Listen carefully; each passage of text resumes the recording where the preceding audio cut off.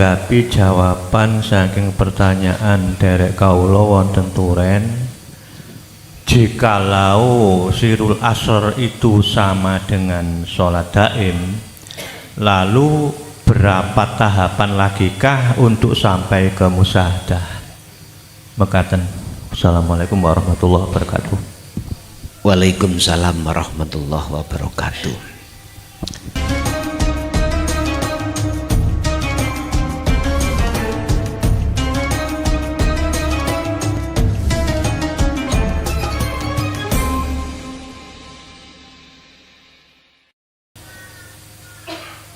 Apa sih artinya sirul asrar itu?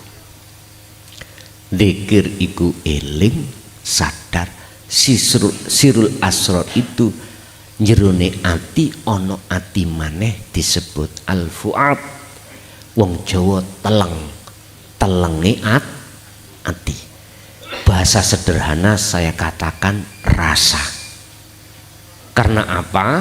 Rasa itu enggak pernah bohong. Nek kopi pahit ya pahit, nek gula manis ya manis, nggak bisa ditukar. Kalau bahasa Kanjeng Nabi itulah ihsan, Islam, iman, ihsan.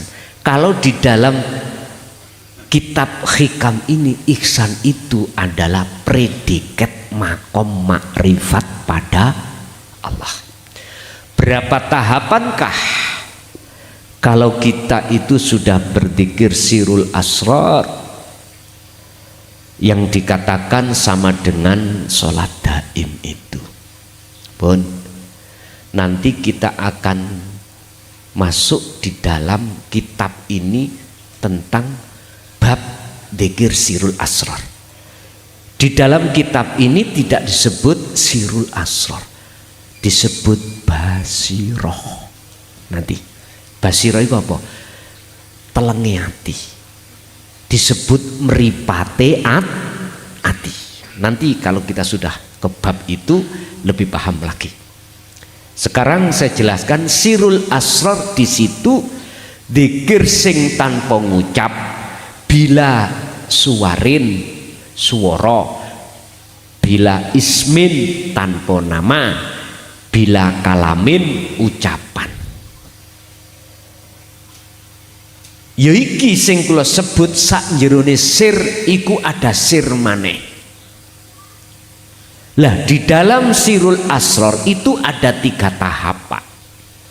Pertama, miturut kitab ini nanti disebut su'aul basirah. Kedua, ainul basirah. Ketiga, hakul basirah.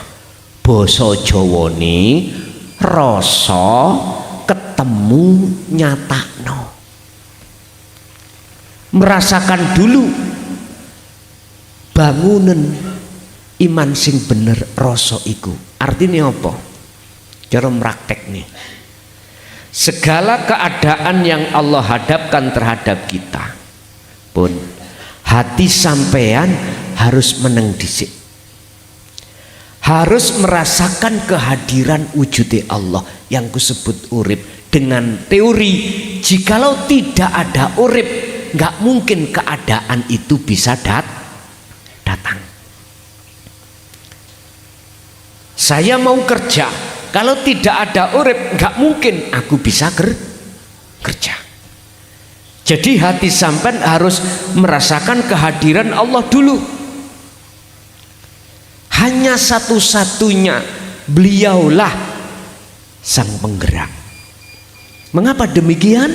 Supaya kita tidak ngaku-ngaku isok gerak dewi. Supaya kita tidak mudah ngaku-ngaku gerak sendiri. Supaya kita kembalikan sumber kabeh perkara sangka gesang sangka Allah. Loh, kalau ini sudah sampai asah terus menerus, baik di dalam aktivitas sholat maupun di luar aktivitas sholat, Allah ngitung dewi, Bang. Kapan sampai dipindah ke tahapan kedua? Tahapan kedua dikatakan sebagai ainul basirah, bertemu, melihat, bertemu.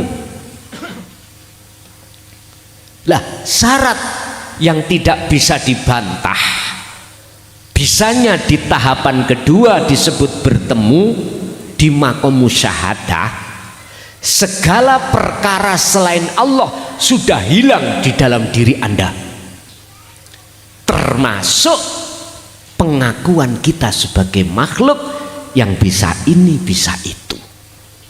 Hilang Pak ini. Ketika hilangnya hal seperti ini, sama halnya maksudnya nafikanlah la ilaha itu. Sebetulnya di situ. Sebetulnya maksudnya ada di situ. Tanda-tanda jenengan dihilangkan dalam hati perkara sakliyane Allah mesti jadab sampean. Hati lho Pak ya. Apa sih jadab iku? Jenengan iki dilalaikan terhadap wujud garwa anak donya brono kabeh ora enek, termasuk diri kita. Niki tondo-tondo kalau jenengan jadab. Jadab iku kelakuane, majedub itu orangnya. Ini hati loh Pak ya, bukan jasmani. Hati. Hati sampai ini dilalaikan Allah terkait masalah apapun selain Allah, termasuk dirinya. Akhirnya itulah Pak disebut ainul basirah, melihat dan bertemu Allah di dalam alam musyahadah. La ibsarun wa mubsarun wa basarun. Dalam hikam niki mengke disebutkan yang melihat, nama yang melihat disebut salik, roh tadi nggih. Yang dilihat kholik, sebutane namane Allah. Mata untuk melihat disebut basiroh, itu fana Pak, nggak ada. Akhirnya disebut apa? Ingsun. Dan basa njabane urip. Tentang bab masalah ingsun, apakah Rasulullah sampaikan ingsunnya Allah? Jelas tertuang di dalam surat Al-Anbiya ayat 25. Ini sebagai jawaban orang-orang yang mengatakan bahwasanya Rasulullah nggak pernah menyampaikan hakikat ma'rifat terus sinten. Iki bukti. Al-Anbiya ayat 25. Wa ma arsalna min qablika mir rasulin illa nuhi ilaihi annahu la ilaha illa ana fa'budun.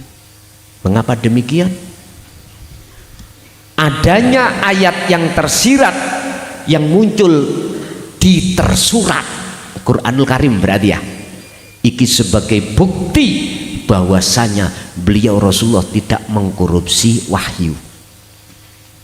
Satu. Nomor dua, membuktikan bahwasanya Rasulullah juga menyampaikan maksud tauhid la ilaha illa ana. Inilah Pak makom makrifat itu di situ. Setelah itu tahapan yang terakhir hakul basirah, menyatakan yaitu tadi ingsun. Ana bukan ana makhluk loh nggih. Makhluk kan pun selesai tadi, sudah tiada, tinggal hanyalah Allah. Makanya ingsun kembali kepada Allah.